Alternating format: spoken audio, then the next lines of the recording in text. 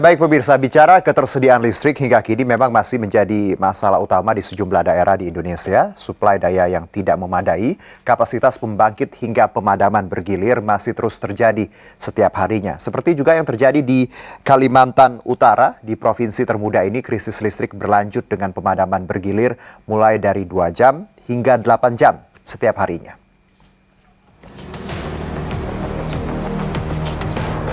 Pemadaman bergilir menyusul krisis listrik di sejumlah daerah di Indonesia masih terus terjadi.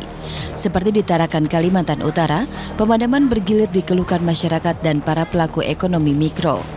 Mereka mengeluhkan pemadaman bergilir yang tidak diketahui entah kapan akan berakhir.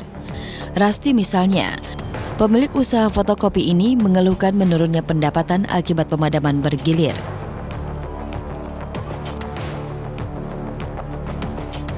Puluhan pengusaha bordir juga mengeluhkan turunnya pendapatan hingga 60% per hari.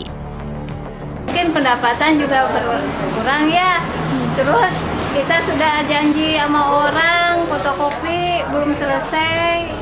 Apakah rugi atau berkurang atau gimana pelanggannya, Bu? Ya itu udah jelas ya, rugi ya. Kondisi ini memaksa pemerintah segera berbenah untuk mengatasi krisis listrik.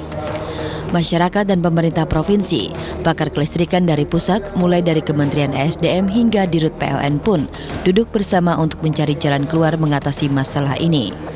Berbagai upaya dilakukan mulai dari menarik investor untuk pengelola listrik hingga memanfaatkan sumber daya alam yang ada, seperti tenaga air dan tenaga uap. Pemprov sendiri berupaya membangun jaringan transmisi agar terkoneksi ke seluruh wilayah di provinsi termuda ini. Tindak lanjutnya kan masing-masing pemangku kepentingan kan punya tugas tanggung jawab.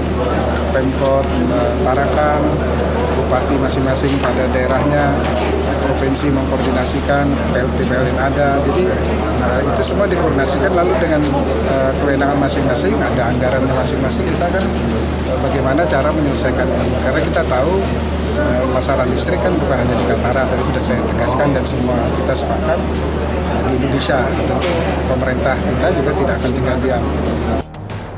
Usman Kodang, MNC Media, Tarakan, Kalimantan Utara.